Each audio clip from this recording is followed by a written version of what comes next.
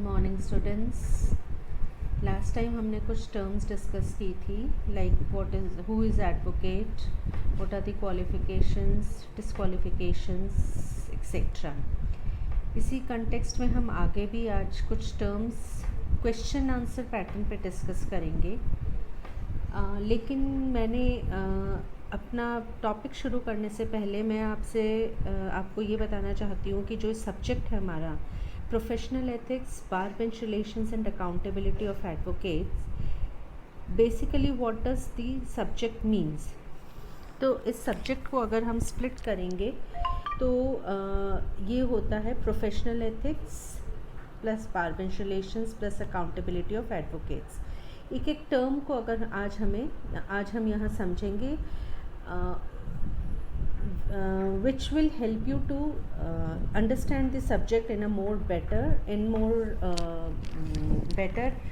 way, and that will enhance your understanding towards the topic much more. Basically ये subject पहले था नहीं, लेकिन अब इंट्रोड्यूस किया गया है।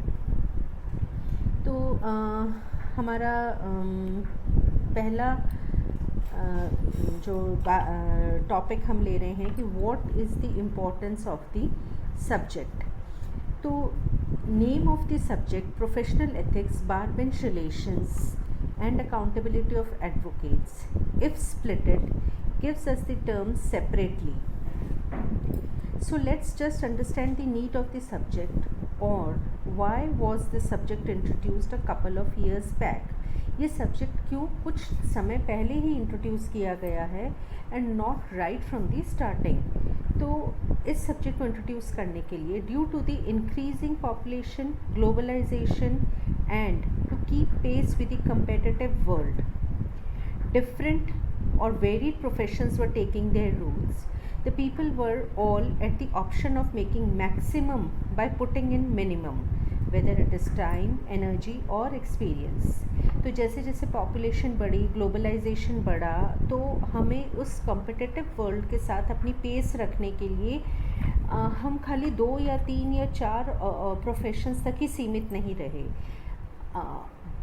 वेरीड प्रोफेशंस हमारी कंट्री में एंटर करे हैं। और आज हम अगर खुद इसका लाइव एग्जांपल ले, तो जब एक टाइम था जब खाली डॉक्टर, इंजीनियर या सीए 3-4 ही ऐसी फील्ड्स होती थी, लेकिन आज कहाँ क्या रेंज है प्रोफेशंस की।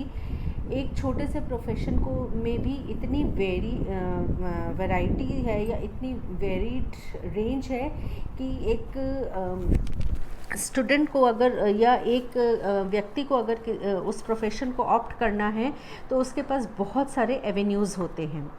अब इन प्रोफेशंस ने अपनी जड़ें निकालनी शुरू करी थी।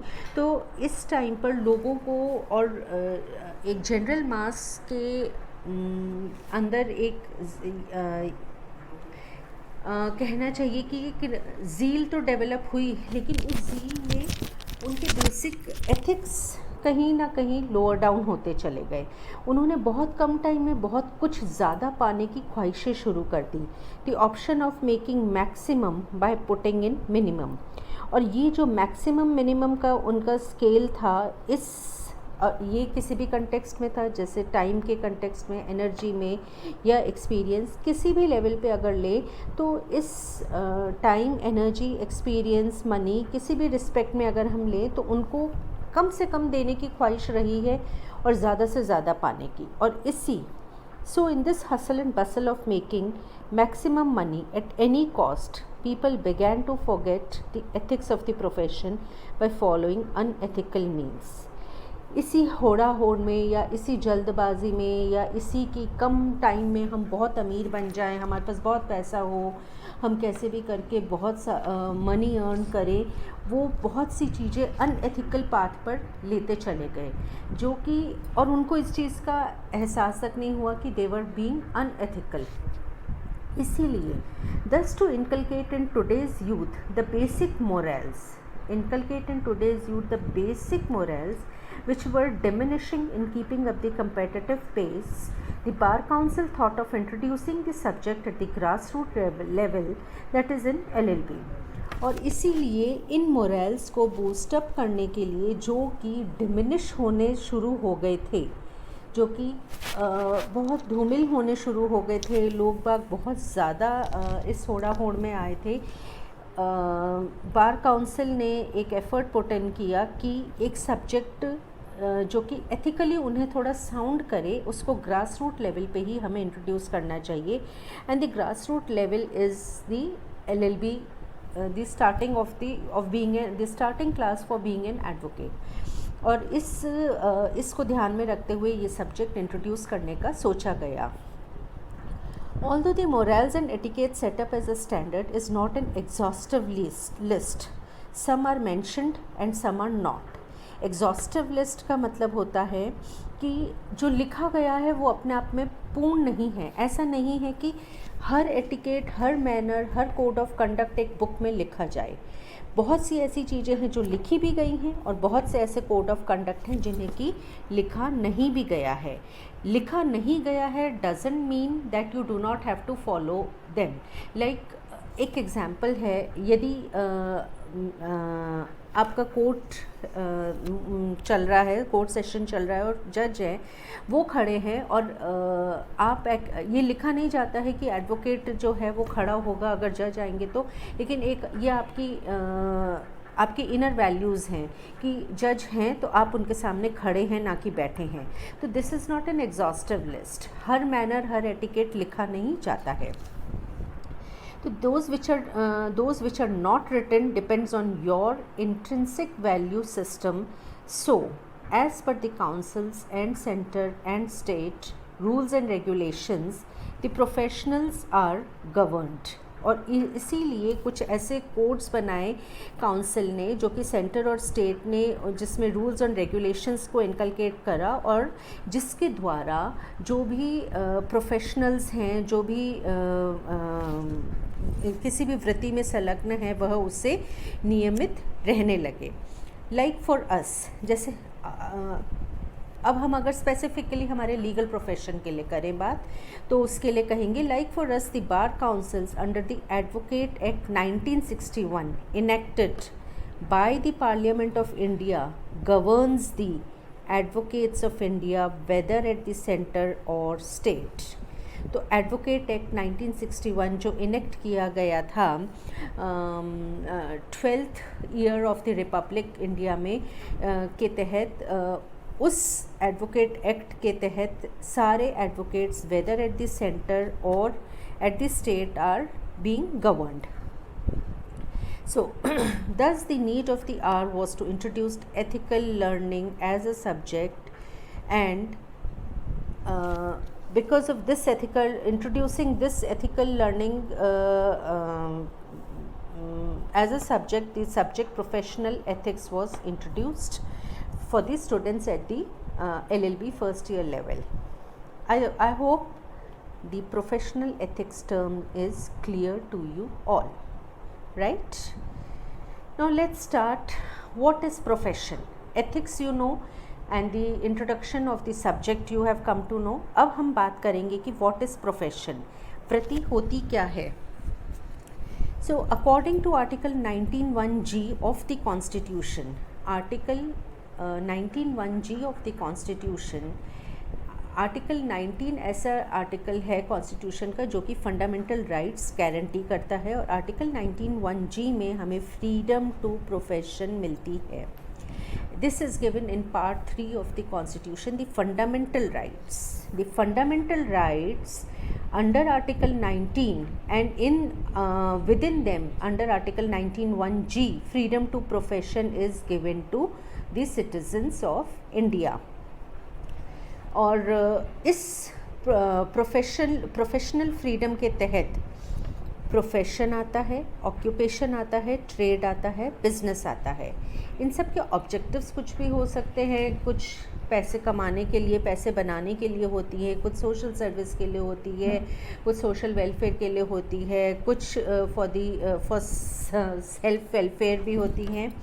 तो इनके ऑब्जेक्टिव्स कुछ भी हो सकते हैं, लेकिन basically they are all the different terminology used for profession.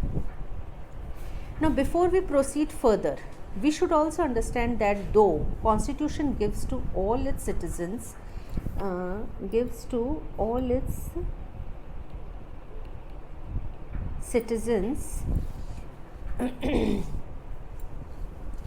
the freedom to profession by ensuring justice, equality, liberty as specified in the preamble. Preamble आपको पता होगा बेसिक स्ट्रक्चर होता है कॉन्स्टिट्यूशन का, जिसमें कि amendment rarest of rarest time में किया गया है, और इसीलिए इसका बेसिक स्ट्रक्चर कभी छेड़ा नहीं जाता है। तो प्रियम्बल हमारे कॉन्स्टिट्यूशन का है जो बेसिक स्ट्रक्चर है, वो इंश्योर करता है कि हर सिटीज़न को जस्टिस मिले, इक्वालिटी मिले, लिबर्टी मिले। और खाली यही नहीं, इसके अलावा हर व्यक्ति को it also ensures a dignified life for every individual as in article 21। एक डिग्निफाइड लाइफ यानी कि गरिमापूर्ण जीवन जीने का अधिकार भी व्यक्ति को मिलना चाहिए, जैसा कि आर्टिकल 21 में कहा गया है कि no person shall be deprived of his life or personal liberty except according to procedure established by law। तो किसी भी व्यक्ति को किसी भी तरह से गरिमापूर्ण जीवन जीने के अधिकार से वंचित नहीं किया जा सकता है, और यह राइट उसका फंडामेंटल राइट है, ये उसका बेसिक राइट है, कॉन्स्टिट्यूशनल राइट है कि वो उसको कोई डिनाई नहीं कर सकता है कि वो अपने गरिमापूर्ण जीवन ना जिए। और सबसे बड़ी खासियत इस आर्टिकल 21 की ये है, विच इज़ वेरी इम्पॉर्टेंट, कि आर्टिकल 21 एक ऐसा राइट है जिसको कि इमरजेंसी के दौरान भी आर्टिकल 352 कि इमरजेंसी लगने पर भी उसको सस्पेंड नहीं किया जा सकता है। It can not be suspended even during emergency of 352 as explain under article 359, जबकि दूसरे फंडामेंटल राइट्स को हम सस्पेंड कर सकते हैं।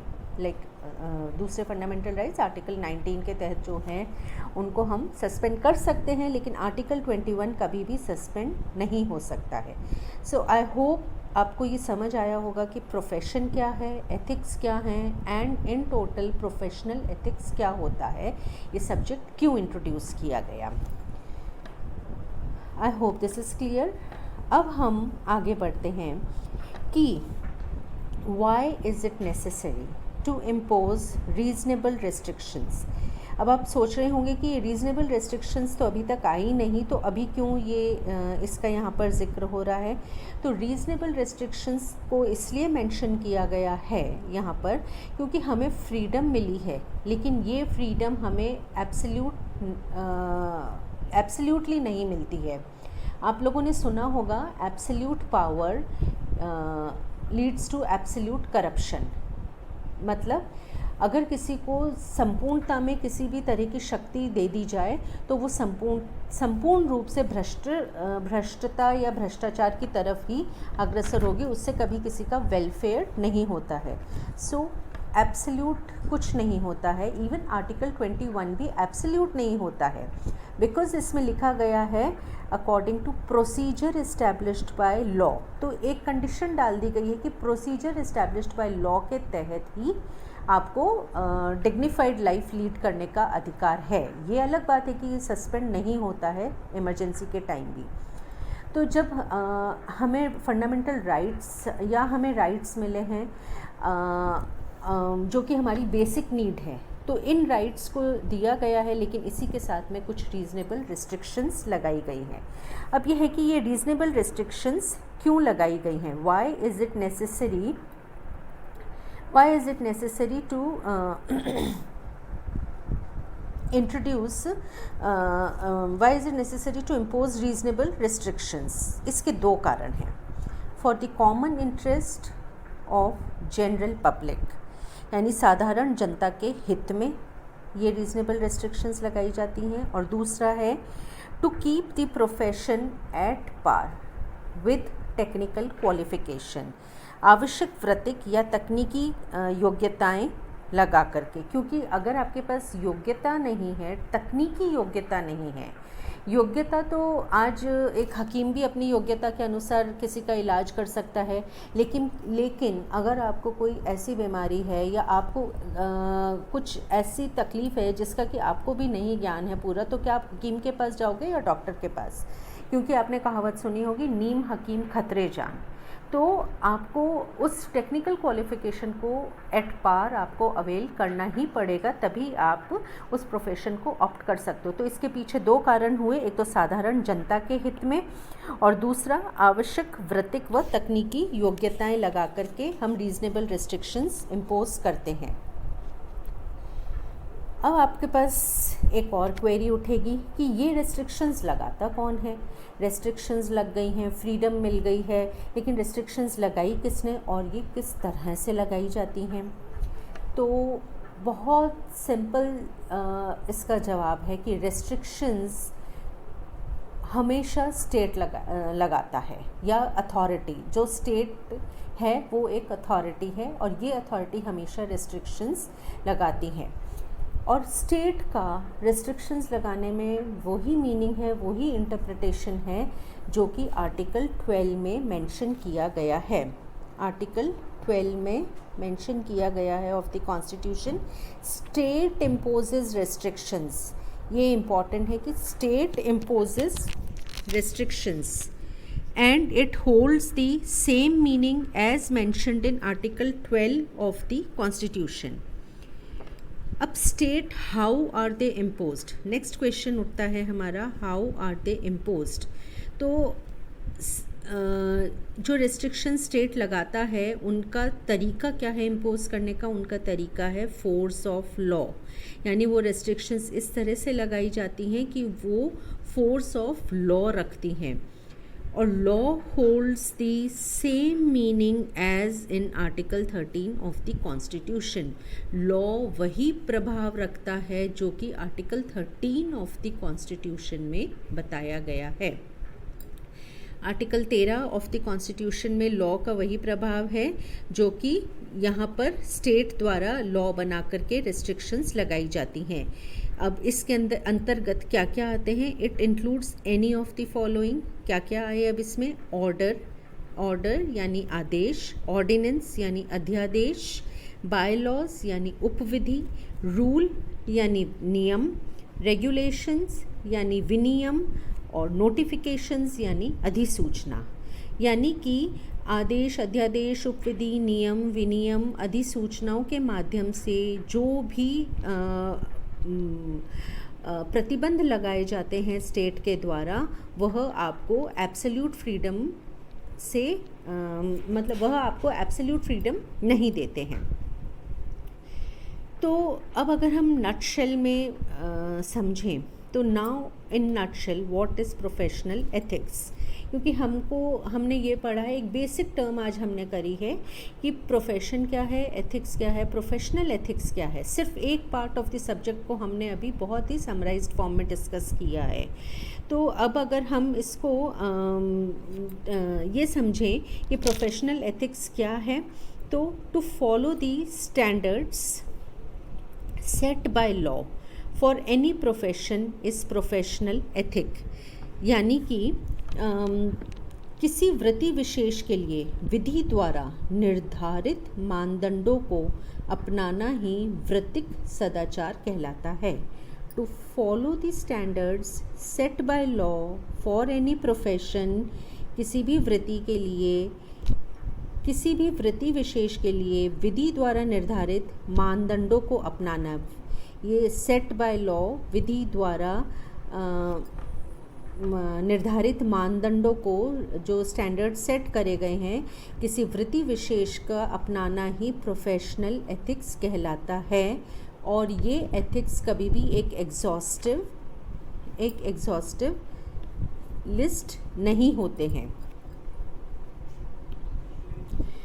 दूसरा इसका अगर हम डिफाइन करें तो according to rule of law the code of conduct which governs the professionals are determined by the, rule of law, जो कि हम कहते हैं कि विधि का शासन जो है, विधि के शासन में जो कोड ऑफ कंडक्ट जिनके द्वारा हम वृत्ति में संलग्न व्यक्तियों को गवर्न करते हैं, वो कैसे डिटरमाइन होते हैं? They are determined by the, पहला है laws made by the centre and state legislative bodies, यानी कि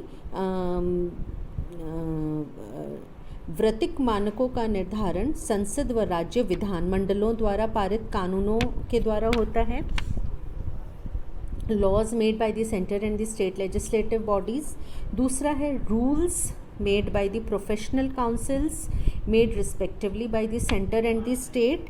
फिर केंद्र व राज्यों द्वारा गठित वृत्तिक परिषदों द्वारा बनाए गए नियमों के द्वारा, केंद्र व राज्यों द्वारा गठित परिषदों के द्वारा बनाए गए नियमों के द्वारा, तो उसके द्वारा होता है। तीसरा है principles of law established by the judicial decisions of high court and supreme court, यानी कि विधि के सिद्धांत जो कि न्यायिक निर्णय किसके? उच्च तथा उच्चतम न्यायालय के द्वारा दिए गए हैं। ऐसे न्यायिक निर्णय जो उच्च तथा उच्चतम न्यायालय के द्वारा दिए गए हैं, उनके द्वारा प्रतिपादित जो सिद्धांत, विधि के सिद्धांत प्रतिपादित हुए हैं, उनके द्वारा उनको गवर्न किया जाता है। यानी ये रूल्स जो कोड ऑफ कंडक्ट है या कोड ऑफ एथिक्स हैं, ये खाली यूं ही नहीं है कि 10 जनों ने बैठ करके एक लिस्ट बना ली कि ये चीज़ें हैं, इनको ऐसे नहीं करना चाहिए, बल्कि इनके ओरिजिन होने के पीछे ये 3 इम्पॉर्टेंट कारण हैं जिनके द्वारा कि ये ओरिजिन होते हैं। और इन 3 कारणों में है laws made by the centre and the state legislative bodies, केंद्र एवं राज्य विधिज्ञ विधानमंडलों द्वारा, rules made by the professional councils made respectively by the centre and the state. और तीसरा है प्रिंसिपल्स ऑफ लॉ, विधि के सिद्धांत established by the judicial decisions, न्यायिक निर्णयों के द्वारा of high court and supreme court. तो इनके द्वारा जो है एक code of professional ethics create किया जाता है, जो कि किसी भी प्रोफेशन को ऑप्ट करने के लिए हर व्यक्ति के लिए ज़रूरी होता है। इसी से रिलेटेड एक केस लॉ है, चुलानी वर्सेस स्टेट ऑफ महाराष्ट्र का है आई सपोज, और उसमें है कि उस व्यक्ति ने 2 प्रोफेशंस को एक साथ ऑप्ट किया था, जो कि दोनों ही फुल टाइम प्रोफेशन थे। यानी कि वो मेडिकल की डिग्री भी उसने ले ली थी और साथ ही उसने एडवोकेसी की डिग्री भी ले ली थी, यानी लॉ डिग्री भी ले ली और मेडिकल डिग्री भी ले ली, और वो दोनों प्रोफेशंस को साथ साथ रन करता था, which is against the ethic. तो उसकी वजह से उसको केस किया गया और उसके बाद बार काउंसिल ने ये कहा you can opt either of the options, और उसको फिर सज़ा भी मिली इस चीज़ के लिए कि वो काफ़ी टाइम तक दोनों चीज़ों के लिए टेक्निकली क्वालिफाइड था, वो वेलफेयर ऑफ द पब्लिक था, लेकिन ये बिल्कुल अगेंस्ट दी लॉ है, अगेंस्ट दी प्रोसीजर है कि आप 2 डिग्री जो कि फुल टाइम प्रोफेशन हैं और उनको एक साथ आप उनमें कार्यरत हैं, ऐसा नहीं हो सकता है। एक फुल टाइम जॉब में आप एक ही टाइम पर अपना प्रोफेशन को आगे रन कर सकते हैं। अब हम last but not the least, कि इस लीगल प्रोफेशन को हम ऑप्ट करते हैं तो हमारे पास क्या एवेन्यूज़ खुलते हैं। बीइंग दी न्यू कमर्स, आप लोगों को ये ज़रूर क्वेरी होएगी कि हम लॉ प्रोफेशन करते तो हमने तो 2 ही चीज़ सुनी है, एक जज और एक एडवोकेट, लेकिन क्या इसके अलावा भी कोई और ऑप्शंस हैं हमारे पास? तो हाँ आपके पास है जज, आपको पता है, attorney general, advocate general, public prosecutor को लोक अभियोजक भी कहते हैं, और लीगल ऑफिसर या लॉ ऑफिसर होता है, लीगल असिस्टेंट होता है। इसमें जो ये पब्लिक प्रोसिक्यूटर है, लीगल ऑफिसर है, लीगल असिस्टेंट है, ये सब एग्ज़ाम्स होते हैं इनके, प्री एग्ज़ाम्स, और उसके थ्रू इनको क्लियर करने पर आपको ये जॉब्स मिलती है, आप एज अ प्रोसिक्यूटर या as a legal officer appoint होते हो। इसके अलावा आपके हैं, आप एडवोकेट हो सकते हो, प्लीडर हो, मजिस्ट्रेट हो, पैनल लॉयर्स बनते हो, ओथ कमिश्नर्स बनते हो, और इन सब के ऊपर आप अपनी प्राइवेट किसी कंपनी को ज्वाइन करके उसके प्राइवेट लीगल एडवाइज़र भी बन सकते हो। तो आई होप आपने इस चीज़ को समझा होगा और आपको ये कंसेप्ट क्लियर हो गया होगा कि प्रोफेशनल एथिक्स, इसकी इम्पोर्टेंस, रीजनेबल रिस्ट्रिक्शंस, कॉन्स्टिट्यूशन, कहाँ कहाँ किसका क्या रोल होता है। तो नेक्स्ट क्लास हम कल शुरू करेंगे, और आपकी कुछ भी क्वेरी हो तो आप पूछिए।